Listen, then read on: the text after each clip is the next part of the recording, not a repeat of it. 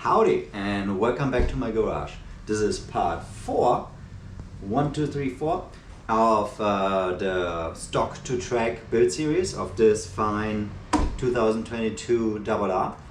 And today we're gonna tackle a couple of things. I'm still gonna take off a few bits. I'm gonna show you a little trick with the stand, take off some plastic bits, and we're gonna install some cool parts. First up, we're gonna have a look at the calipers. We're gonna put on some new brake pads.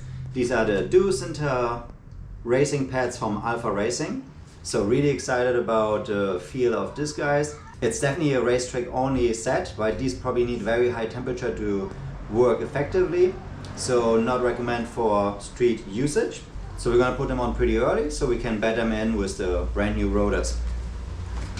Next up, while we're working on the calipers, I splurged a little bit. This is absolutely not necessary. These are titanium screws for the front calipers. They're really light, will save a little bit of weight, and they're pretty cool. They're also pre-drilled, so if you want to safety wire them for racing, you have that in there as well. So nice little jewelry there. And while we're on the calipers, we're going to reinstall these guys. They are little air scoops made of carbon fiber. I had them on the previous bike, and they really helped me to stabilize the feel of the brakes. They essentially just get more air right on the caliper, which cools it down, and you have a better, more consistent brake feel through heavy track use. If you put this on the street, it's just kind of silly. It won't do you really any help unless you're unless you're constantly slowing down from 160 miles an hour to 0. You won't need these. And also something I had on the previous bike, and also another part where it's on the HP4 race. So if even the World Superbike team from BMW Motorrad is using these, it's probably a good addition for this bike as well. So we're gonna put case covers on to protect the engine from crashes. So let's get started. First up on the agenda today, the kickstand. So probably very few of you have ever looked super closely at this kickstand, but right here is a rubber piece, and the only purpose of this guy is when it slams against the stopper here, it makes a very pleasant to non-existing sound. AKA, it's just rubber, so it doesn't make a noise there.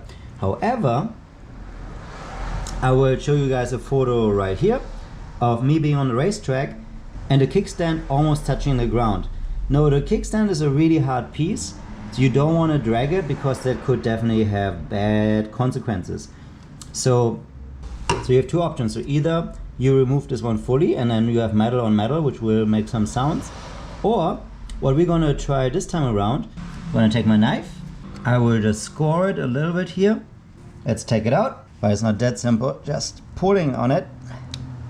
And you see, this is the little guy. So I have now here the marking, so I will just trim it with a knife real quick.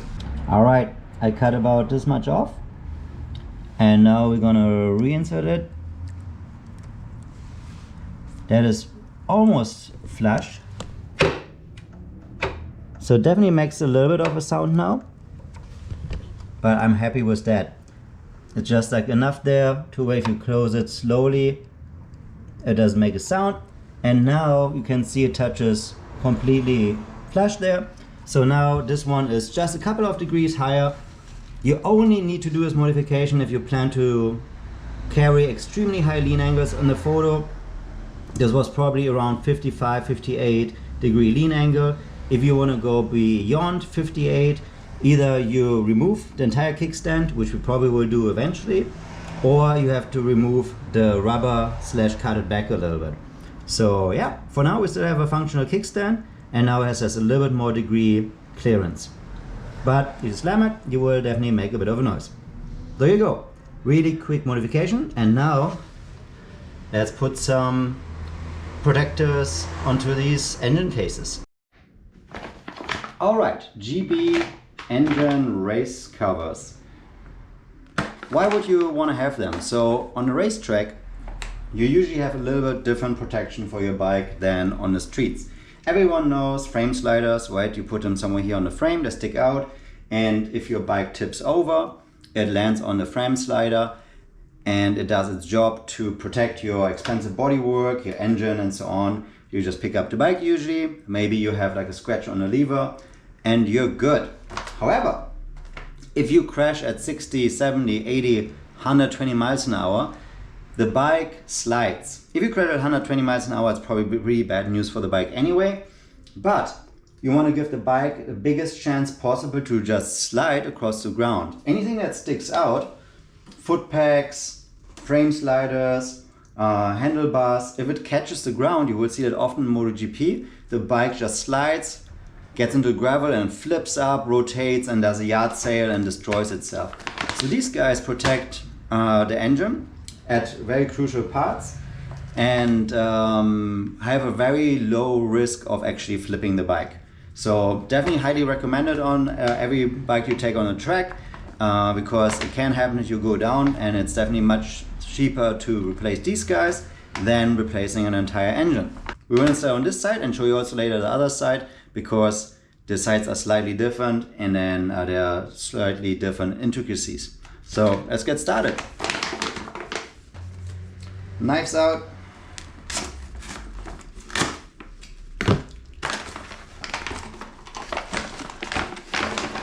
Alrighty, what's in here? So you see, you have a brand new GB cover, you have some screws and instruction pamphlet, and that is it. So this part goes right here. For this side, also GB Racing sells another piece that goes here over the water pump access port. Now, I personally find this part is a little bit crazy. I think just like the water pump cover is like $70 for like just a piece this big. Also, I think the chances, especially when you have here like a small racing frame slider, and there's also bodywork in front of it to damage it, is pretty low. So I'm going to skip this. I'm just going to put this one slider over the alternator here. To get in there, we want to loosen up this panel. You can also remove it entirely, but probably if we just take out a couple of screws, we have enough access to work a little bit more easy there. So get your standard Torx.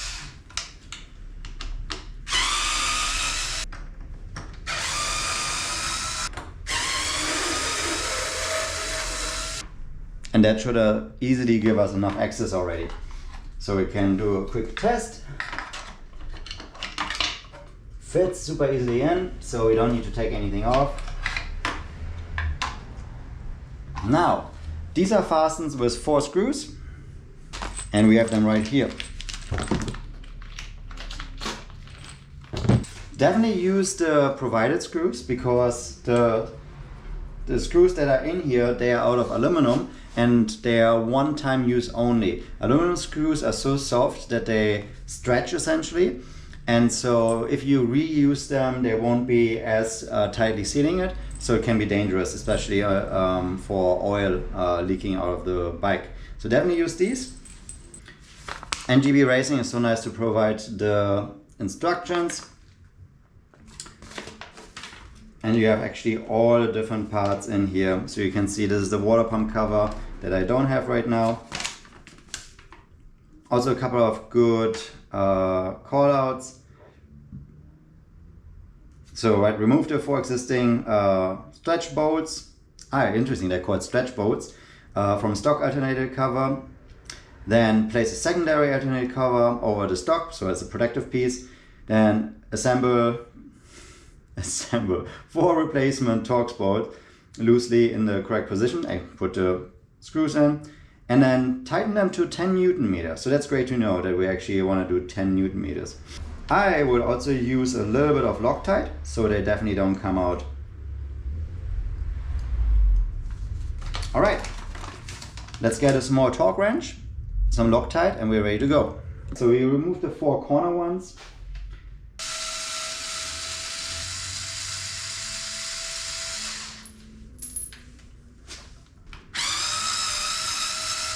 Alright, 4 out.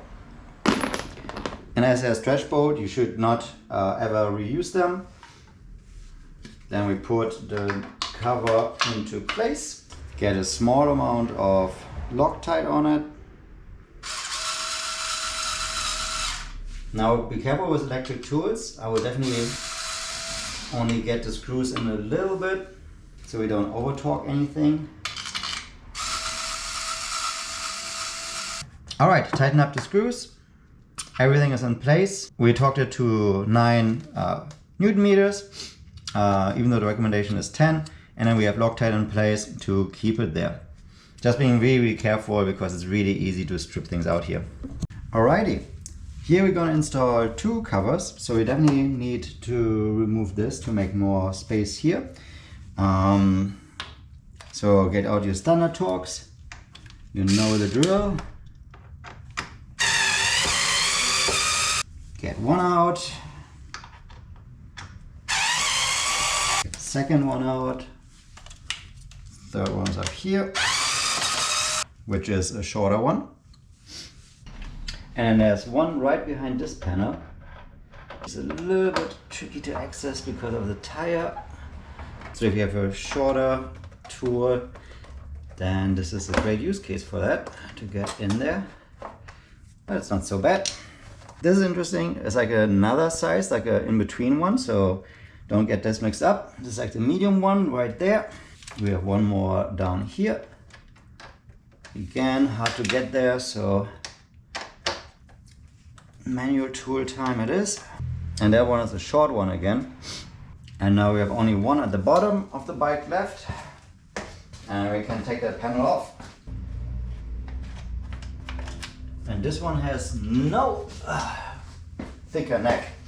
So with those out of the way, just need to carefully disassemble it at the bottom.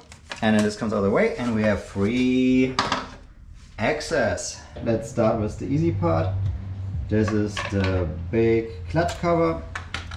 So behind it is a wet clutch. So you definitely don't want to get any leakage. So to make sure I don't mess up, I'm looking actually which bolts to remove. So it's this one, and these 2.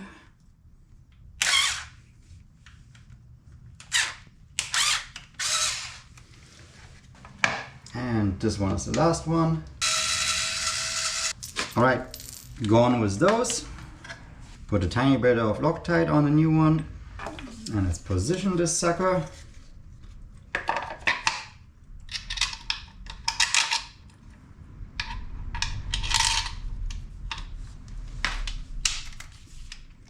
Again, I'm not going to tighten it down, I'm just like screwing it in a little bit. So I have less work. Now I do the bottom 2.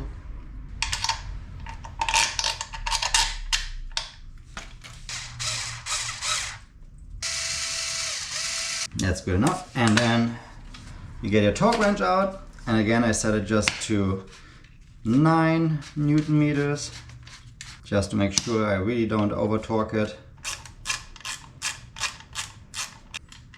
First snug them all down.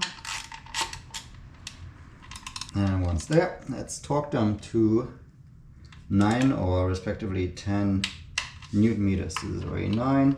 Really doesn't take a lot if you don't have a torque wrench. It's a pretty sensitive area, so definitely don't over torque it, because this is right in the engine block. And replacing that is next to impossible, so you would just have to repair it and drill a different deeper, bigger hole in there. This is going to be a big mess, so let's not over torque this. Alright, we're good. So this is the easy one. This one is a little bit trickier. Okay, this one is interesting because we use these 2 bolts from the alternator cover, and then we use this one here to have this corner piece to have a 3rd contact point, so that this part, I think it's for the timing chain tensioner, so that this is protected. Now here we have different length screws, so we want to make sure that we have the right ones. So obviously for this area we want to keep the long ones, and then over here must be the short one, but always good to double check in the manual. Yeah, so bolt 1 and bolt 2 are M640s, meaning 40 millimeter long ones, and then here we have the 30, which is 30 millimeters, aka 3 centimeters. God, you gotta love the metric system. So let's get this sucker in place first, while we can see. So for that we have to remove this T30 on this little trusty wrench. Yeah, and this screw is really just holding this clip in place. What a clip does is that it holds this connector here, and then of course it offers a point to mount the fairing against. This is surprisingly tight in there. By the sound it made when I cracked it open, I was probably Loctite in it. Yeah, so we reuse this. Slide this piece over, and we're just going to retighten it. Now usually, like you know me, I would use some Loctite on there, but this one really fits snug in there. Also, it doesn't hold anything critical. Alright, so this doesn't hold anything significant, so don't over tighten it. Here again, it's just the engine block. So I'm just making it nice and snug, doing a test fitting. All looks good. Let's remove those two screws.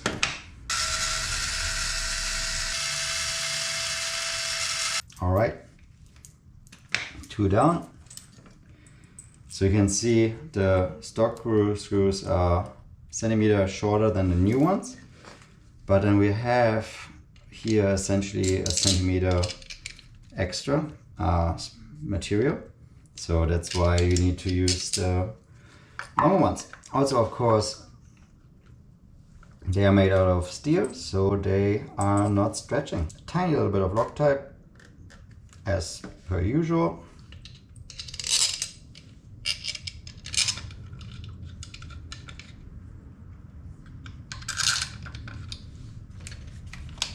Now we'll just use this to not tighten it, but get it close enough so there's not a tickle. Some Loctite in this guy. Now that one doesn't go into an engine, but we made our own mount there. So there's no risk of over torquing here. And then again, tightening it down to 9 Newton meters. Alternator covers, screws, we'll tighten a little bit more and then get them down to the torque. 9.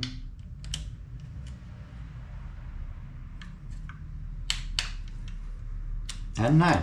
Good! That completes this part of the install. Almost. So we have our two beautiful engine covers that are a little bit dusty in place. These are actually carryovers from my previous S1000RR, the 2020 M model that I had a little whoopsie on Thunderhill with. So as they were not damaged, I just carried them over, and now they're on this beautiful machine, hopefully protecting her in case of any issues. Little experience. As I crashed on the other side, I replaced that part from the 45-mile-an-hour slide on the engine case cover. That part actually held up super well. It had a little bit of scratches. I left it on the old bike when it got picked up, but the nice thing is it really protected the engine. So if that bike would have been salvageable, you would have just put a new cover on there and it would be fine. So they definitely held up in my one crash experience that I have. Just wanted to share that right here. So now this lady is still naked. I'm gonna put back on the fairing, everything in reverse order, and with this video then you also know where which screw fits. So move the lower fairing into position, and then the hooks down here is just nothing too special. You just press it together like so. Yeah, I'm gonna start right here. Just gonna start with a random screw like this one will do just fine.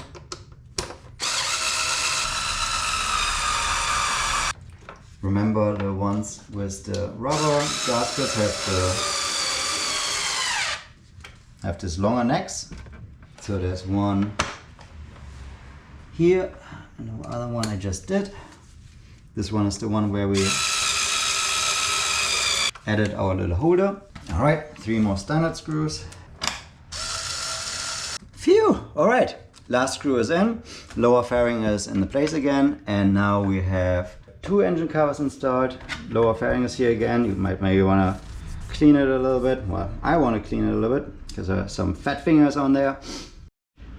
All right, folks, moving to the front. Let's first, before we get to the calipers down here, remove one little bit. And that is here. So in here we have this plastic cover. This of course helps that water doesn't spray up and other dirt when you're riding.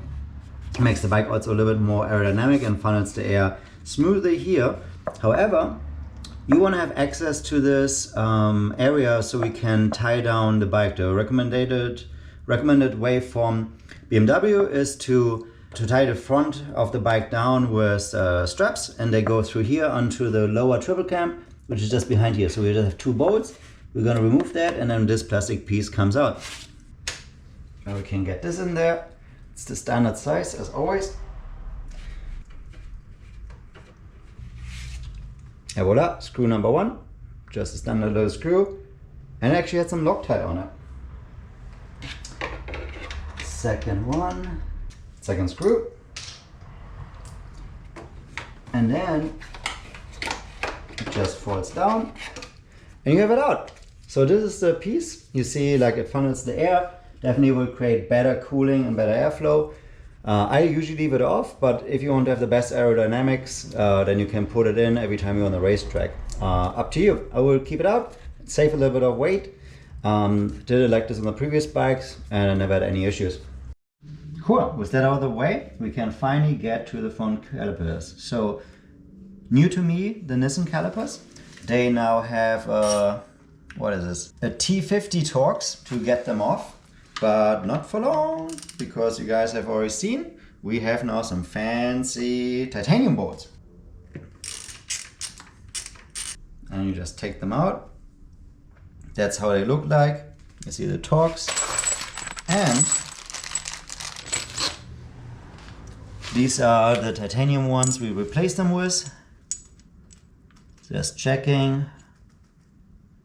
Has exactly the same length. Now the heads are different, where you see Torx, and here we have probably a 13mm socket, but also there are pre-drilled holes so you can safety wire it. Really cool. Now the thread is a little bit shorter, but I hope that shouldn't be a problem. Let's give it a try. Okay, old bolts out. Then you have this clip here, and we are going to remove that.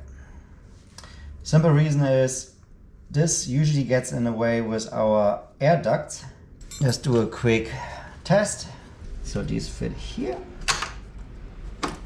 But it looks good so far. So for now, let's just pull off the caliper a little bit and get this carbon piece out of the way. They have the habit of falling down. So unclip the ABS cable here. So we have a little bit more wiggle room. And these come off super easily. So you can see pretty much brand new pads in there. Definitely gonna keep them around because right there in brand new condition, but we're gonna replace them by some track pads. More precisely, we're gonna replace them by these guys, Alpha Racing's Duo Sintered. They're supposed to be really awesome on the racetrack, really stable at high temperatures. They might be a little bit more grabby, so probably not your first choice for road riding, but we'll give it a try.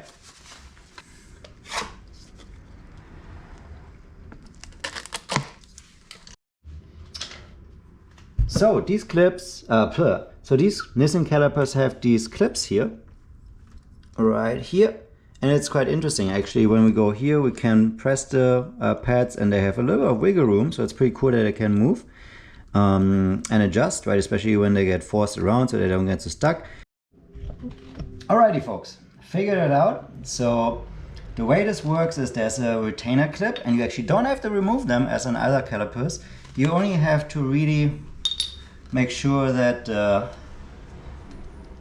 brake cylinders here in the caliper are all the way out, and then you can simply slide them in. So you have to make sure that they're really far in and then wiggle them past these little clips that retain them, and then take them out. Not the biggest fan of the system, it's a little bit clumsy. I definitely like it more when there's like a securing screw on top, but well, this is the way it is now. So let's see if we can get the new ones in. I don't know if this helps a lot. So you see, like, we have a little bit of room, and now we have to wiggle around there to get it past the tops of the clips there. So oh great, so when you press too hard, this thing comes out. I can push it back in. Oh, it makes a nice sound though when it gets actually in. And we have one clip, one pad in.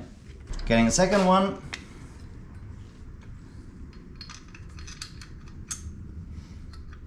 Make sure, of course, they face each other. And now the fun begins. With two in there, it's gonna be a lot harder to get them in. So you just press them, but now I need to get it in its seat, and this. So folks, right, like now I have this and the clips on the hooks on the top here, these guys, they need to be seated, and there's a really hard to access that. So boy, not a fan of this design. All right, so on this side, you can get it one. All right, and then we want to double check. Up here, you can see the silver on the with clips. So they are all in place and happy. So let's get it back in.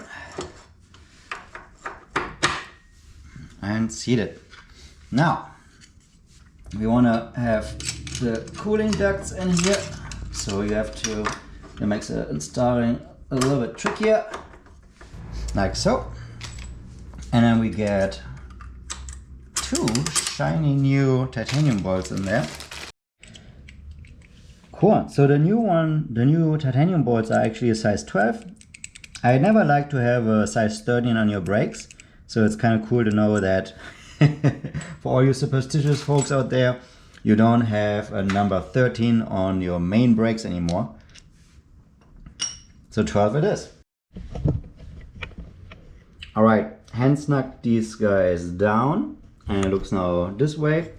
I'm still gonna put a little bit of tape here on the cable, just right in case the wind is rubbing it, so it doesn't get any damage from sitting here on the edge. So we'll just use a little bit of electrician tape, and then maybe like put it here out of the way, so it's all secured and rubbing doesn't like do any damage to it. All right, we have just like finger tightened the caliper. What you now want to do is you want to pump the brake, because up here we probably have now no pressure, you see. So we have to rebuild the pressure. So what we're doing is building pressure up again and have the caliper grab the rotor. So we have some good pressure now. Now with that, this is seated and we can tighten it down while you hold the brakes. Now for those guys, we have 38 Newton meters. So we're gonna get our torque wrench out, holding the brake, and then tighten it down. That way you seat the pads perfectly on the rotor. So it's 28 foot-pound. Definitely weird to have this kind of massive tool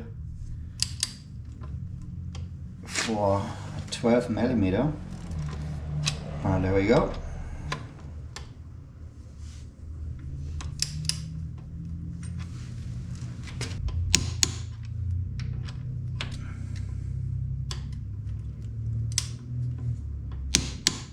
All right, we have the right torque, and now we're gonna do it on the other side.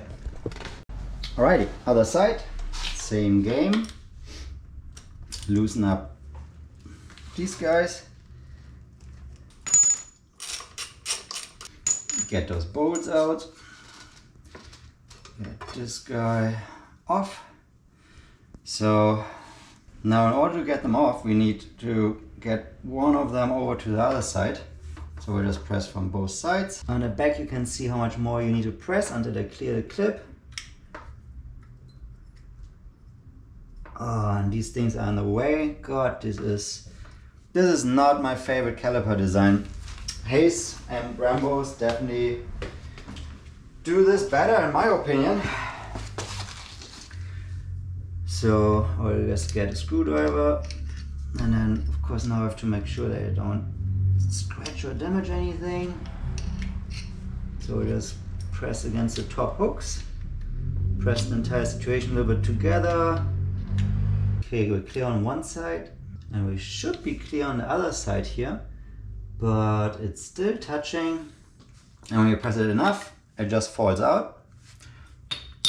All right, and then the second one should be simpler because you have all the room in the world now. All right, right here you can see it's interrupted here in the middle, and so if you push the hooks of the pad into the middle, it falls out. Let's get new pads in.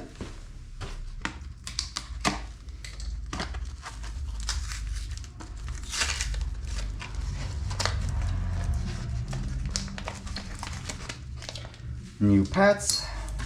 Make sure you don't touch them with your oily fingers. The pad material, that is. All right, and then just same thing, other way around. Get this one in, and then finagle it past the clips. One side is in, the other one of course is not. But yeah, it's mostly in, so we'll just try to get the next one in now. Nope, has to be perfectly aligned first. There's nothing to easily press against it. Screwdriver definitely is your friend here to press it into its position. And yeah, they get caught on one side, and then they have room on the other side. Definitely good to look from this side in. Phew, okay, almost in. And then we have it. 2 happy Alpha Racing pads in the Nissan caliper. That change is a little bit painful, and here let's double check that all of these hooks are seated. They're there. We have the bar over them. Clips in here are in its right place, so we're good to go. Off with the old hardware. Hello. Carbon fiber cooler and titanium bolts. Let's see if we have enough room to get the brake disc easily on. Awesome.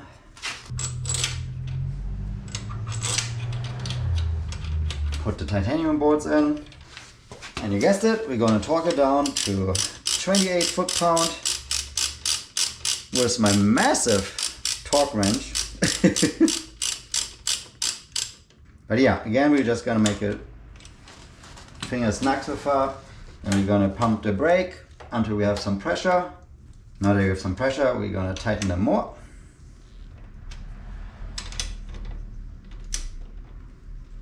Torque it down. Like so, and we are good. Now we're gonna put the bike back on a panel stand, make sure that the front tire spins freely. All right. After a brake pad change, the tire should be able to spin like this. And of course, try the brakes.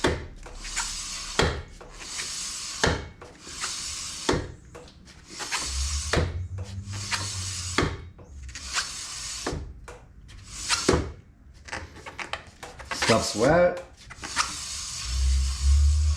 And it actually spins pretty well. Now of course, they have to be battered in. If you have a used rotor, definitely make sure to clean down the rotor. These ones are essentially brand new, so batting them in with the new pads should be no problem. All right, that completes the front brake upgrade. For the next episode, we also have a new master cylinder, so that's gonna be exciting. So to recap today, we installed 2 covers, awesome GB racing covers, also used by World Superbike team, and were on the HP4 Race. Then we changed the brake pads to the Alpha Racing ones and have the cooling ducts on. So next time around, we're also gonna change the master cylinder here. I have a little surprise for that. I got a really cool piece from Brembo there.